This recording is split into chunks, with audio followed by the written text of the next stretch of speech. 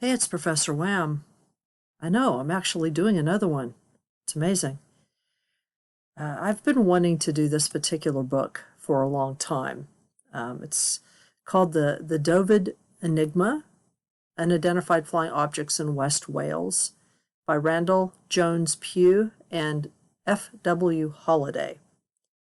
And this book was originally published back in 1979 by Faber and Faber, which was I don't know if it still exists, but it was a British publishing house. And a reprint was prepared and released in 2016 by Saucerian Press, and it does appear to be still available. I checked on Amazon not long ago, and there you can get hard copies or paperback copies for not too expensive. This particular book was really at the top of my list when I decided to review some of the older UFO paranormal studies. But it's taken me a while to get back to it because, well, truthfully, this story or this account, these reports, have some of the strangest stories I've ever read. There are aspects of some of these accounts that creep me out, just like Mothman Prophecies did when I was in middle school. Some of the stories are really that odd. So I kind of had to get my brain ready for it, especially since the whole world seems to be odd right now. So I highly recommend this book if you can get it and read it.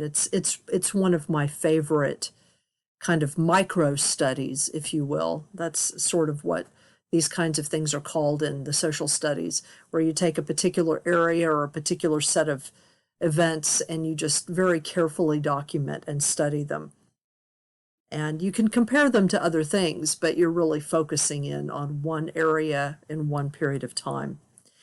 So what this is doing is reporting on a UFO flap, which occurred in a region of South Wales from approximately 1975 through 1977. The way you pronounce this word that you're seeing here, this Welsh word, is Dyfed, or Dyfed, I guess is probably more accurate, Dyfed. Dyfed used to be a county. It's a remnant. The name is a remnant of a petty Welsh kingdom that existed at one time. And it was a county, a small county. It was a region. Dyfed as a region or as a county has been dissolved now, and it was incorporated into the larger county of Pembrokeshire, I believe, in 1996, something like that. But the area still exists, and by locals and for certain administrative things is still referred to as Dyfed. So basically you have accounts of strange humanoid encounters, electromagnetic effects, unknown flying objects, and lights, and a number of very odd occurrences.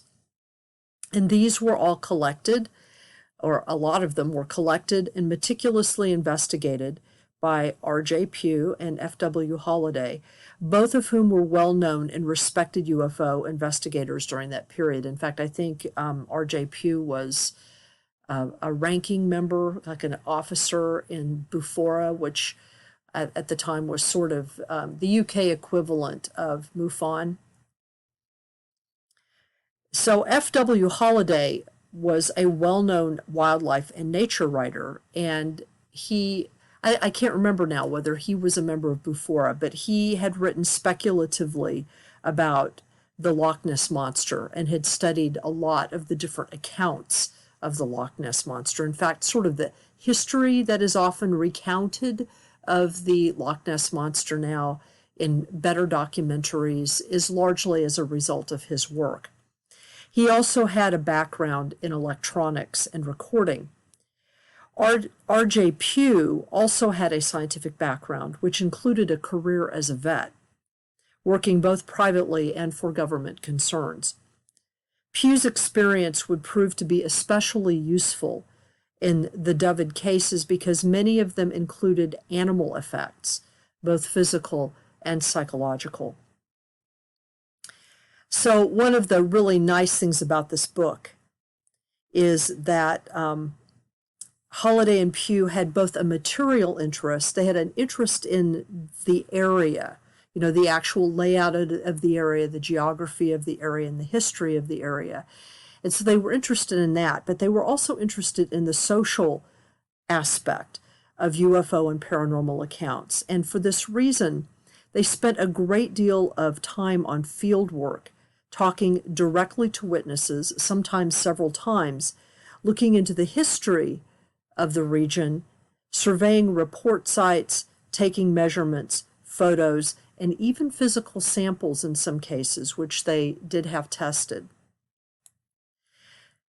As you can see here, they also provide some very handy maps so that individuals who are unfamiliar with the landmarks, road systems, and larger geography of the Dyfed region can get a sense of where, what, when, and often how the events they are describing took place. And I'll return to these maps at different times, but the one on your left is the one that you might want to really pay attention to, because you'll see here that basically the whole area of Dyfed, there's a bay here called St. Bride's Bay, if you look closely, and you'll notice that ringing this bay are a number of little towns and areas.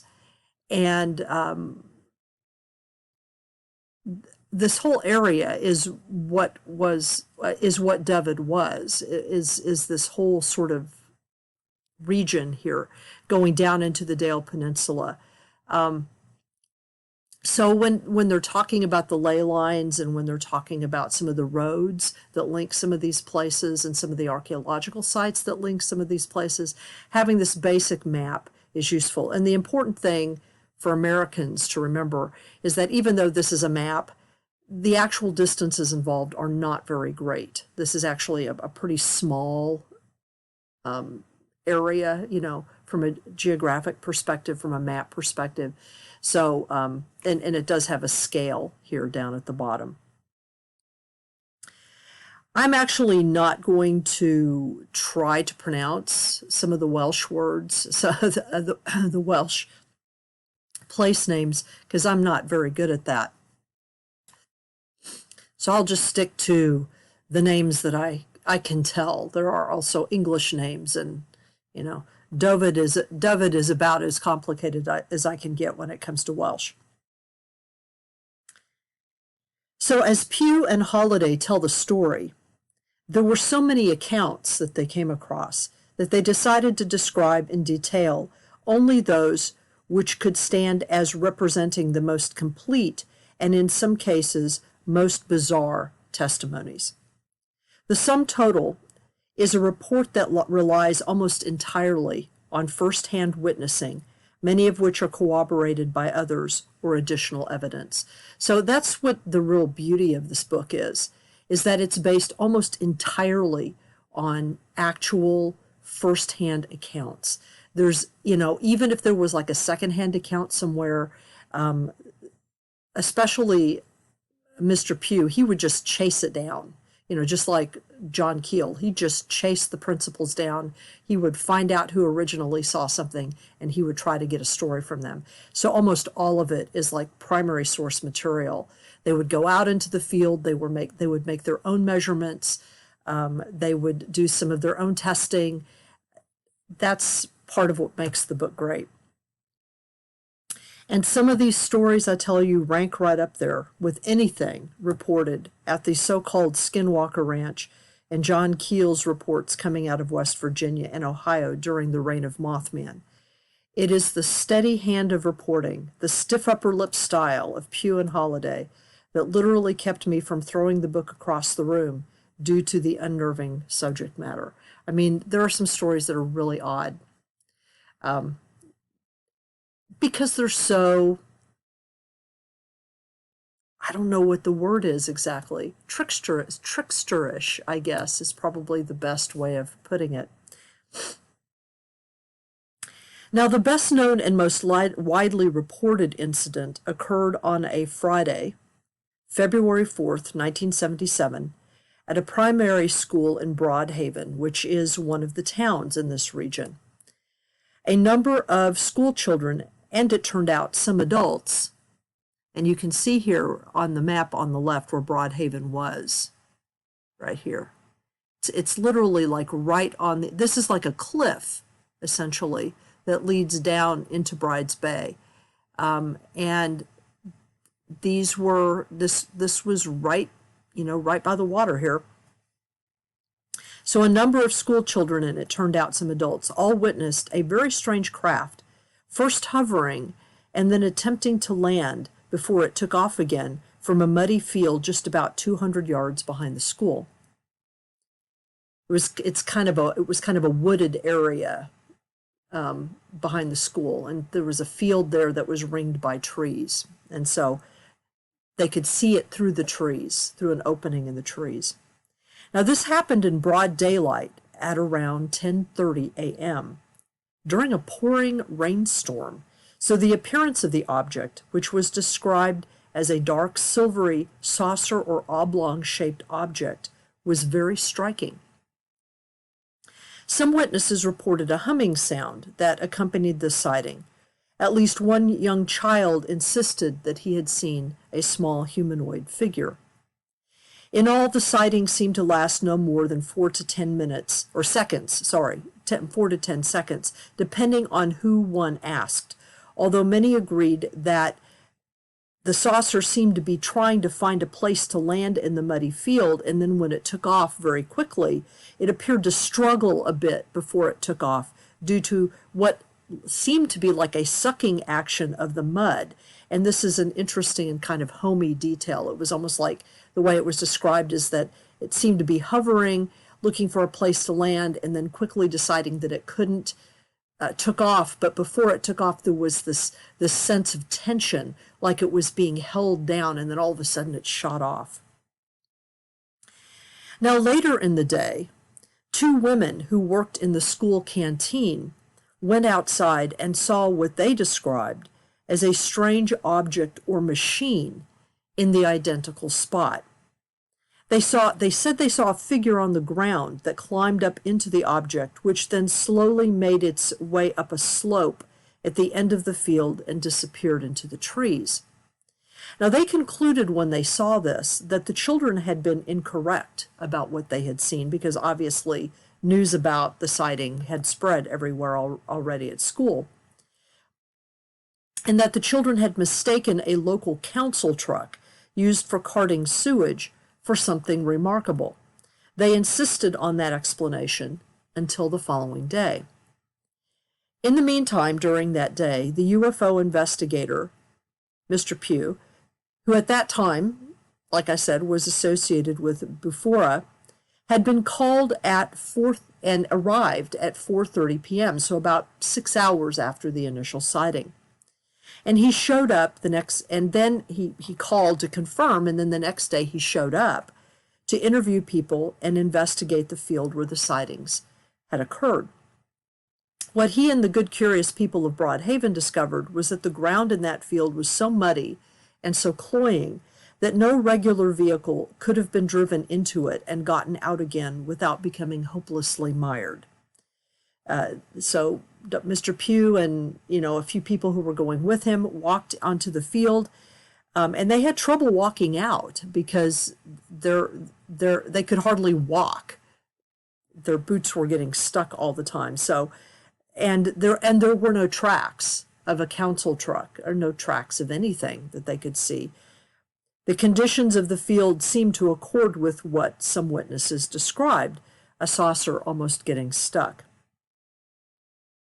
Now, the 2 canteen women were completely taken aback by this discovery, with one declaring that, despite this news, she refused to believe that she had seen a UFO. She was like, well, I guess I didn't see this, but I just don't believe in UFOs. So she just refused to believe it. Mr. Pugh went on to basically interview all of the children, interview all of the adults that had seen something. He went to various of these children's homes and interviewed their parents and interviewed their siblings if they had any. It turned out that a couple of these kids ended up having further experiences down the line, like strange encounters with odd humanoids down the line. So, he made a very, very thorough investigation of it.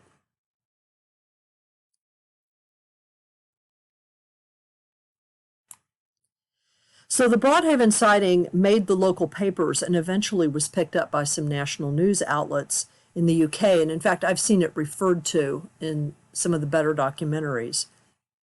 But as Holliday and Pugh discovered, it was only the tip of the iceberg.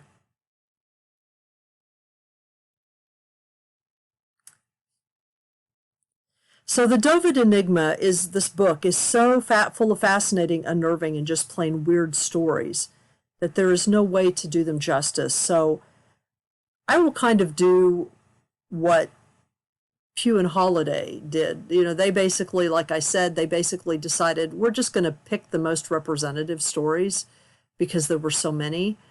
So that's kind of what I'll do. I'll talk about some general effects, and then I will pick out the one of the stories that I think is probably the most interesting. And I'll read bits and pieces of the testimony from the principals who experienced it that the authors provide. So first I want to give a general summary of the effects. Overall, taken as a whole, the reports sort of run the gamut of UFO and humanoid reports. They include multiple sightings of and experiences with humanoid figures, some that are quite large, quite giant, like really, really large and tall. But these are not the common figures that are reported now. Rather, the majority of the figures are described as being roughly humanoid in form, but often much taller, in some cases very tall, 15, 17 feet tall, like really tall. And wearing either some kind of a helmet or mask, or even more disturbingly, not having any facial features at all. Sometimes they're described as wearing some kind of we would call it the equivalent of like a hazmat suit now, not really they have a different like British word for it, which I can't remember now, but it amounts to a kind of hazmat suit or space suit, sort of. Those are the kinds of things that they compared the suit to. Many times the figures appeared to be engaged in some kind of activity, seemingly oblivious to the witnesses, and in one striking case, seemingly violating the laws of gravity. And that has to do with the Stack Rock case, which, I'm going to let you guys read that case. Get the book and read it. It's weird. There are many instances of multiple witnesses to these figures and a number of daylight sightings. So it wasn't just at night when these beings were seen. Sometimes they were seen in broad daylight doing really weird things. In most cases, like I mentioned, these figures are quite tall, or at least really big. This is significant because when news of the sightings got out, a rumor began to spread that a young man of means who lived in the area had admitted to donning a mock spacesuit so he could go out and scare the locals. When this rumor was investigated, it was found that his ruse might explain a few of the sightings, but certainly not those in which the figures were determined to be measurably 9 feet tall or even taller, nor the maddening tendency of those instances where the figures literally disappeared in front of witnesses or appeared to be walking in thin air. However, what is interesting is that there are no little grays in all of these reports, no cryptids, no abductions, no obvious contacts reported in connection to these figures. They completely unnerve the witnesses and sometimes can really kind of creep them out, as you'll see, but they do not harm them. Now, the only tragedy that might have been connected to these figures involved a pair of truckers who witnessed two massive beings standing by the side of a highway that led into a major town in the region. One trucker was so rattled by his experience that he refused to talk about it again after their initial report. Basically, the two of them, the trucker had a young assistant with him, and they were driving late at night. It was dark. I believe they might have been a little bit late getting to their location, so they were hurrying a little bit, and they happened to see these two massive, they came around a corner in sort of a flat area of the road, and they saw these two massive figures, incredibly tall figures, like 10, 12, 15 feet tall, just really tall, and as wide as they were tall. That's how they were described. And they were just kind of standing there staring at the road and staring at the drivers. And it really freaked them out. You know what I mean? Because they'd never seen anything like this before. What was interesting is that mere weeks after that incident, at the same location where the two figures had been seen, a petrol tanker jackknifed violently, killing the driver. As the location was quite deserted and dark, a BMW carrying a crew of celebrating rugby players, students who had just won a cup, failed to see the wreck in time and crashed into it, killing 4 of them. Why the driver had jackknifed in that location, since it was an area with no curves, no hard curves, and was kind of flat and you could see, they found no reason for the kind of stop that would have caused him to jackknife in the manner that he did. It's never been determined how that accident occurred. So the authors can only speculate as to whether he had seen the same thing or something. But as the area had become known as a place where strange things had been seen, obviously that possibility suggests itself, but there's no way to know. 2 other items of note occurred frequently with the Dyfed cases, and this is what this map on the right here is an indication of. Holliday and Pugh found a distinctive correlation between archaeological features, namely mounds, stone circles, forts, and even churches built on such sites or archaeological sites, and ley lines that linked these, and UFO, humanoid, or other paranormal reports. So as you can see here, if you look at this map, you've got these various places where UFOs are seen, and what they do is they map the known ley lines. And these are not supposed ley lines. These are ley lines that are apparently very clearly marked on the ground, and were obviously used as means by which to go from various sites. So if you look here, you'll see here that there's a Neolithic fort that is here, and then there are other things that link it in a straight line. And you find this basically all over the UK, all over England, all over Scotland, all over parts in Ireland. This was just part of the megalithic monument building that was done at various times in the island's past. You find similar kinds of straight line structures in other parts of the world, including in parts of North America.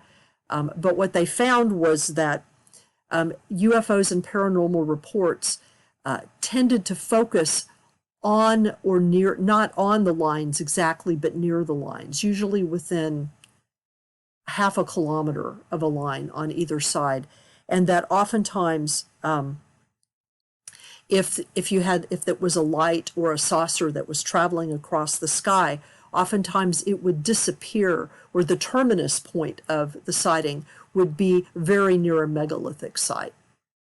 Like within eyesight of the megalithic site or right next to it.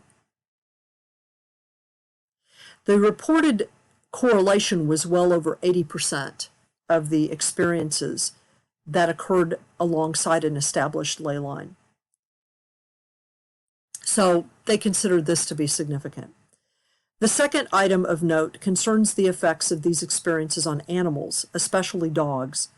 In fact, in all of my reading, I have never encountered as many reports of animal disturbances as Pugh and Holliday describe in this book. Now, it could be that Pugh was particularly sensitive to this aspect of the accounts because of his own veterinarian background. Certainly, he was able to assess the animal reactions more effectively than many other investigators and take them seriously because he could recognize distress in an animal, whereas maybe other investigators might not.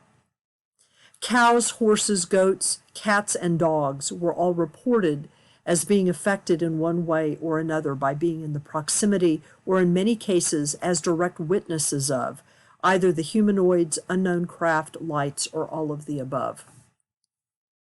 Of all these, dogs appeared to be the most affected, with at least 3 instances where the animals suffered severe and permanent psychological and physical impairments, leading to startling behavioral changes in terms of eating, sleeping, and their relationships with human caregivers. In these 3 cases, the animals began to refuse to go outside even for calls of nature unless a human was present, and ceased to play or be sociable in any way. In the most severe case, which we'll talk about this case later on, Blackie, the work dog at the Ripperston farm, evinced so much psychological damage and clear suffering from anxiety that he was unable to be useful to the farmer in his previous position, and they sadly had to euthanize him. Cows, horses, and goats displayed clear signs of anxiety and even depression when exposed to the phenomenon, although most recovered once the flap died down. Cows in particular seemed to be a special target of the phenomenon, with several instances, including at the Ripperston farm, which again I'll talk about, of cow displacement, such as has been reported at places like Skinwalker Ranch. As we'll see, several of these displacements occurred under the space of a few minutes, were often witnessed by multiple people, and even happened in broad daylight. Yet there are no cattle or animal mutilations or particularly unusual deaths which occurred among the cattle or the horses or other animals during this time period, which is an interesting detail since this is exactly the same time period when cattle mutilations were ramping up into their first major wave through Montana in the United States. In fact, I believe that Danger Stalks the Prairie, which was the first book that was ever written about cattle mutilations, covers the same time period, just in Montana.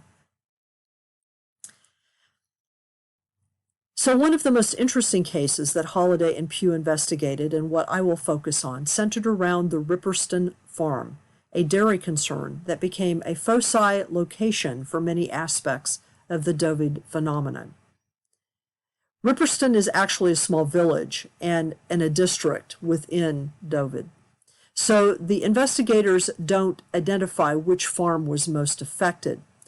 The given name of the involved family was Billy and Pauline Combs, who with their 5 children took over the work of the dairy for the owner in 1974. They basically rented the place out and then managed the dairy concern. Holliday and Pugh discovered that the farm already had a reputation when the Combs moved in, namely that odd things seemed to happen there from time to time, and as a result, no resident family tended to stay there for very long. But Combs, who really needed the job given his growing family, proved to be made of more stubborn stuff, and by the time the investigators began their work, he and his family had become somewhat accustomed to at least some of the strange things that happened around and to them. According to Combs, there had always been small, odd occurrences. Items or tools would go missing and show up in very strange places where, they wouldn't have been put. That you'd have the sound of footsteps and occasional disembodied voices, both in and out of the house and in outbuildings. Once Pauline, the wife, and a friend saw a strange man hanging around one of the gateways when she returned home late with a friend. An investigation, of course, she called her husband and they went and checked, but an investigation showed no evidence that anyone had been where she and her friend had seen the figure. There were no footsteps, no footprints. There was literally no evidence that anyone had been there. But there didn't seem to be anything overly sinister about these events, and no one was harmed. But that would begin to change in March of 1977 when one of their neighbors, a Mrs. Hewison, on a neighboring farm, which is referred to as Lower Broadmoor. This was another farm with a history of strange occurrences. She witnessed a large, strange object sitting or hovering in an adjacent field. She said it most resembled a jelly fruit candy.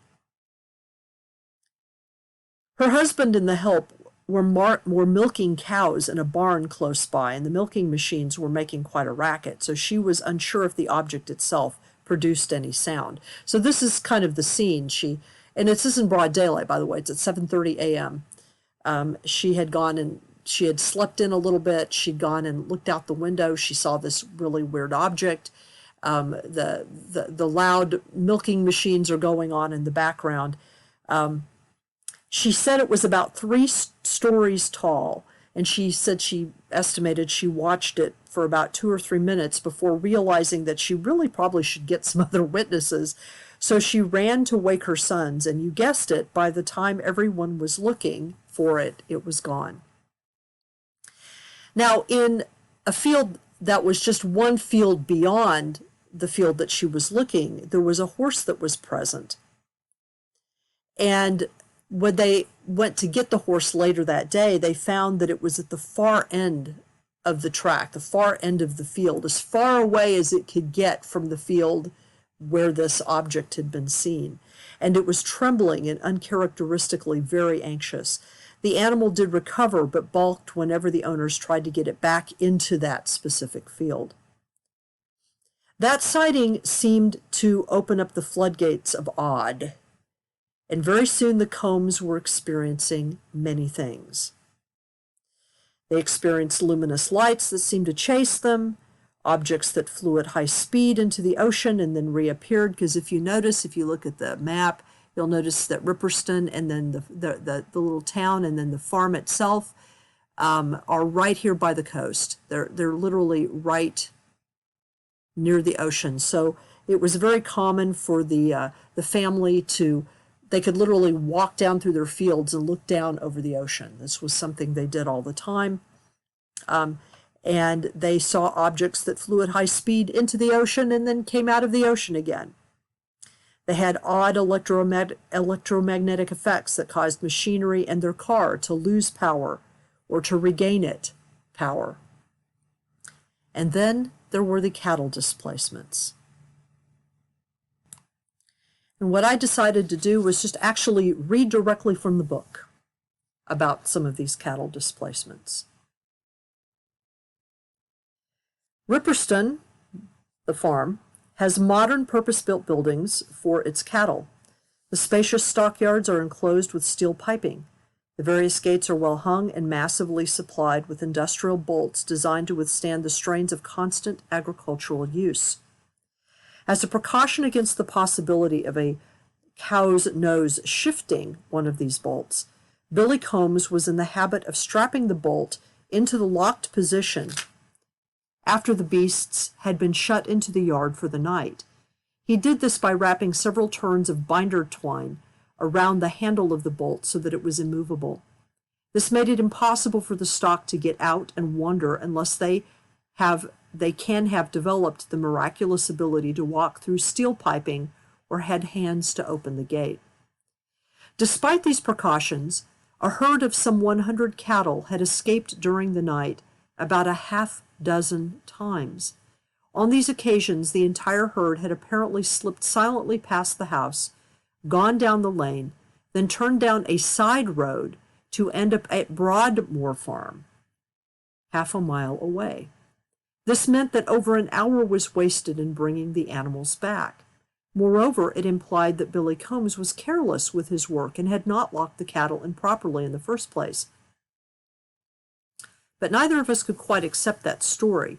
Either the facts were not as stated or the whole thing was impossible. So Pugh asked Billy Combs, "How can you account to me that about 100 cattle, fully grown beasts, get out of a bolted yard without anyone disturbing the gate and creep past the house without disturbing yourself or any member of the family or your dog Blackie, who was a cow herding animal, and manage to travel half a mile to a neighbor's field?" "It's the same as I said at the time," said Billy. "They must have flew there." "What was the state of the gate when you went over to the yard?" In other words, he would go and investigate where they left from, and he would say, "Well, it was still locked." That's the funny part of it. It was still locked, but there were no cattle in it. It wasn't still tied as well. Yes, it was tied. And the twine was just as you left it. Yes, and this isn't the first time. This we had to see for ourselves, and for a quarter of an hour we went over the yard, testing the 4-inch tubes, the gates, and the bolts. We inspected gates that were already tied with twine and found them 100% secure.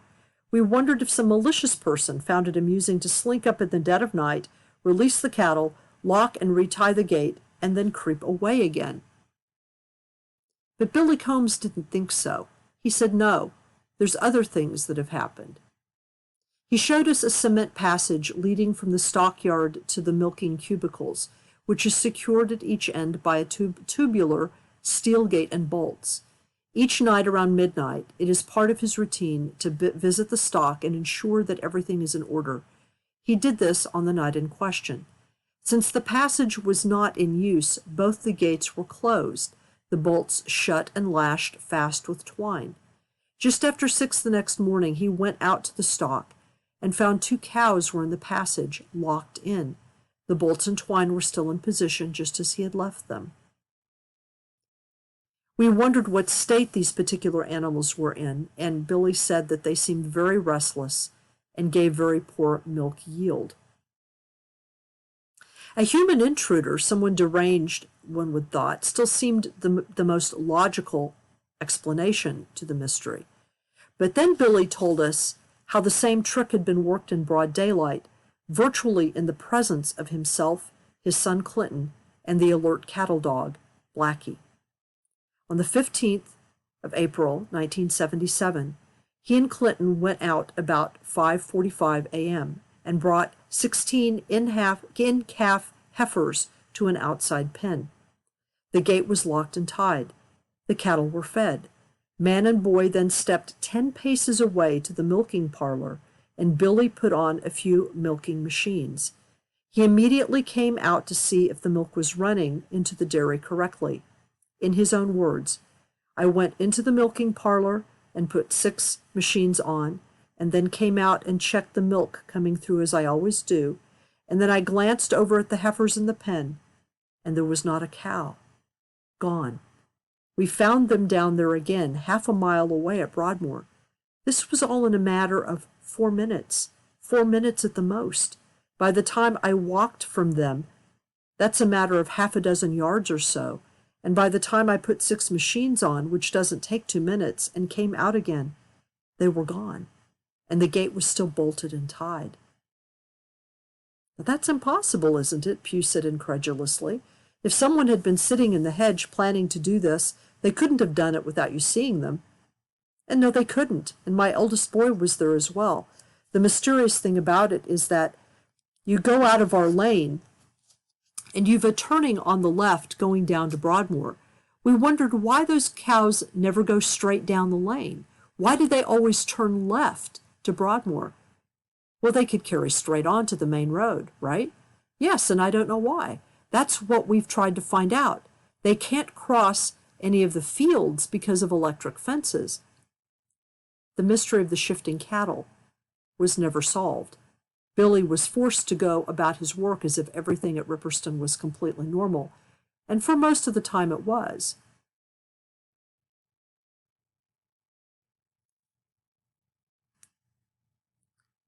Until, of course, it wasn't.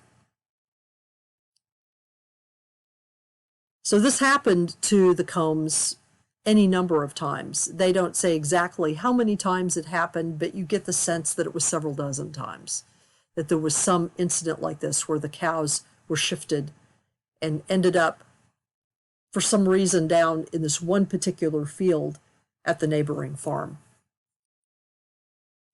Now, one of the most dramatic and traumatic events was that of the silver giant, and it also bears reading the full account. And this was also in April 1977. One evening, Pauline and Billy Combs were sitting up watching a late TV show. There had been a power cut between 6:20 and 6:40 p.m., and most of the night there had been television interference. The television set is in a corner of the room and only a couple of feet from one of the tall farmhouse windows, which invariably has undrawn curtains, as is the custom in this remote part of the country. Interestingly enough, when I read that, I remember that when my grandparents lived on the farm, they had that too. They had curtains. They had the in the living room, they had curtains in all the windows, but the curtains were never drawn. They were always open. It's kind of interesting. It's very different in the city. At about 11:30 p.m., Pauline's eye was drawn to the window, which seemed to have lit up with a silvery glow. This glow faded, but after a time came back. The dairyman's wife tried to ignore this curious effect while she watched the show. She thought, "I'll put it down to my imagination and say nothing to Billy. He'll think I'm suffering from nerves after all that's gone on here the last few weeks," because this was the time period when they were having a lot of the weird cattle disturbances. The show continued until at about 1:50 a.m., Billy Combs himself glanced at the window and jumped up exclaiming, "What the hell is that? There's somebody out there in a silver suit." His wife said, "So you've seen it too?" Billy Combs rushed to the window. He told us it was a man, but a terrible size. It was pressed right up against the window. I'm only 5'4", but this was nearly the full height of the window, which is almost 7 feet. The funny part of it was he didn't have any eyes or nose or nothing. Well, perhaps he was so tall that the upper portion was cut off by the window top, Pugh suggested. "Oh, no. I saw the head, but I couldn't see the eyes. It was just like looking at you, except that he had no face." So I came back to the chair, and my wife made one dash for the telephone, and while she phoned, he was still standing there. I can't say he was looking in because I couldn't see any eyes, but as far as I'm concerned, he was looking in. "So how far away was it when you looked at it?" "Close to the window. I don't get nervous at all because I spend hours out at night with the stock, but this thing scared me. And then my wife said, 'Don't go outside.' So I said, 'Well, I am going out,' and I did go out, but I took my time about it." First of all, Pauline Combs phoned the farm manager at Broadmoor, and then she phoned Randall Jones Pugh. The thing, whatever it was still standing outside the window. Pugh advised her to ring the police, and this she did. Now, Billy Combs lingered until these alarm calls had gone out, and he took his time putting on his boots. He then called to the cattle dog Blackie, an active retriever cross, to come out into the night with him. The dog, however, was running restlessly all over the house, going in circles to and fro. In retrospect, Billy remembered that it had been doing this for the previous couple of hours, and Blackie flatly refused to leave the house. Billy Combs told us, "Before the police arrived, I went outside. I turned on all the lights and shouted for Blackie to come with me. Usually as soon as you open the door, he shoots outside, but this time he wouldn't go out. So I chucked him out and followed him, but he never barked once. He was running around all over the place, but without barking. But as soon as the police arrived, he started barking, and when Richard Hewison arrived, that's their neighbors, to examine the place, he started barking again, and he knows Richard. It seemed very funny-like, very strange." Now, the thing at the window was not visible outside the house, either to Billy, the police, or the farm manager. But Pauline Combs, who remained inside, could still see it looking in the window. So Police Constable Phillips made the following statement to Randall Jones Pugh. We received a telephone call at Haverford Police Station on the morning of Saturday, 23rd of April, 1977, and my colleague and myself went out to Ripperston, where we spoke to Mr. and Mrs. Combs. They stated they had seen something standing outside their house. On investigation, myself and my colleague, we found nothing. Pugh said, so in effect, you and your colleague found no logical answer to what Mr. and Mrs. Combs had seen. No, we saw no marks at all where they said they saw this figure. What impression did you get when you found this young couple? They seemed frightened. Would you say they were severely frightened, genuine in their apprehension? Yes, I think so.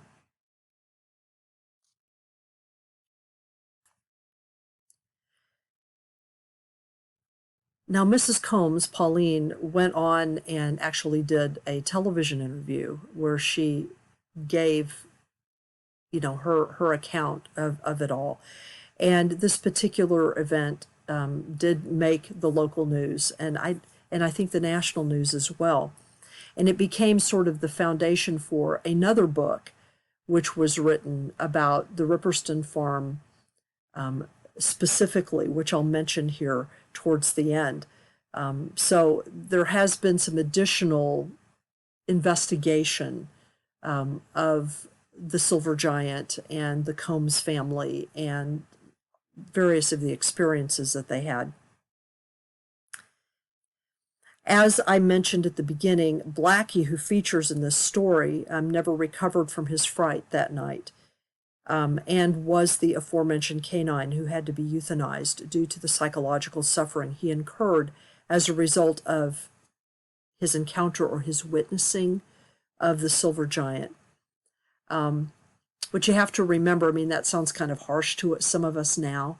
What you have to remember is that Blackie was a cattle dog. He was a working dog.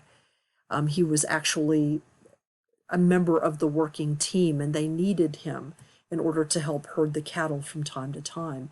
And apparently, as the description in the book has it, not only did he cease to be able to function that way, but he became kind of hostile and removed from the rest of the family. He didn't bite anybody, he didn't growl, he didn't do anything like that, but he wouldn't eat. They had and the family did everything they could to try to resocialize him, to comfort him. They worked on him for many months, and he did not recover. And so they could tell he was suffering emotionally, and he wasn't adding to the household anymore, which a dog of his type is supposed to do. So they decided to make the sad decision to euthanize him. Now, each of the Combs children also had their own experiences, some along with their parents, and a couple of them had individual encounters or sightings with extremely bizarre humanoid figures while out walking or playing. Now, Holliday and Pugh also discovered that Pauline Combs had a history of strange visitations. Earlier in her life, she had had a vision of a figure that she interpreted as being the Virgin Mary. In fact, Billy and a local vicar had seen elements of this manifestation as well. And this apparition had apparently appeared at regular intervals for a period of time. So here we have a case of a woman who has had visions before, seemingly being a possible nexus for further manifestations of a different kind, yet her husband and children can also see the strange humanoids. The neighbors around her are seeing their own things, and something definitely moved the cattle and scared Blackie so much he never recovered.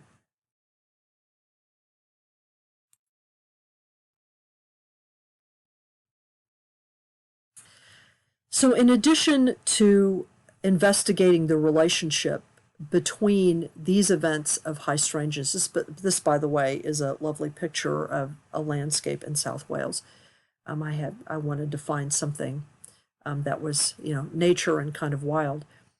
In addition to investigating the relationship between these events of high strangeness with ley lines and megalithic archaeological sites, Pugh and Holliday found numerous parallels between Celtic and Welsh folklore and legends and the Dyfed reports.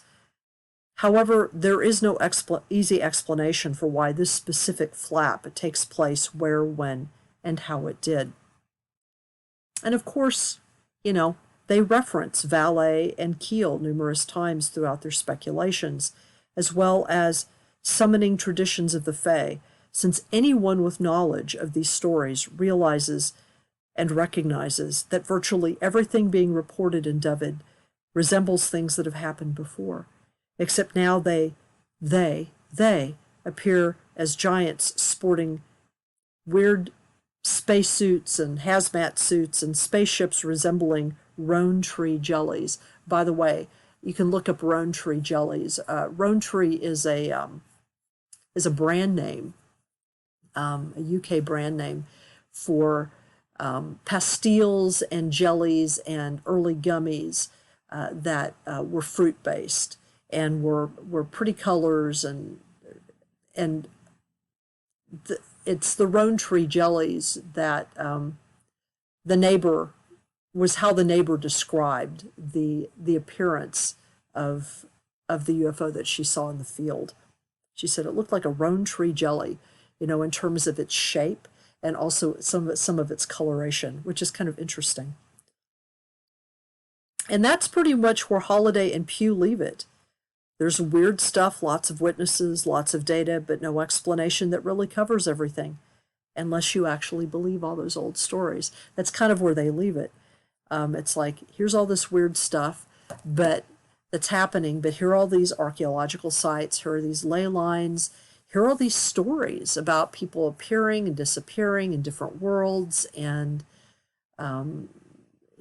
different humanoid figures and that's where they leave it. So you're just kind of left with this sense of, I don't know, kind of strange foreboding. It reminds me, I have been coincidentally reading a book called The Dark Man, which will be the next book that I will do a blog on, simply because I think that it's significant. I do think it's an important book. But as I was finishing rereading the Dyfed Enigma at the same time that I started reading The Dark Man, and I found some really strange parallels. So I think that at least in this particular book, we're getting very, very close to modern manifestations of very, very, very old phenomena. But in any case, do read this book. This book is, if you can get a hold of it, do read it. It's fascinating, and it's an excellent example of, again, what I call a micro study, where you have investigators go and do all the field work, all the footwork, the field work, all the investigations, all the interviews, all the physical stuff that is necessary in order to not only provide a context for the experiences, but also to provide enough details and firsthand accounts to the experiences to flesh all that out. I don't know that they mean the book to be creepy, but it's creepy. So if you kind of like that sort of unknown creepy, you'll love this book. Anyway, that's all I have. See ya.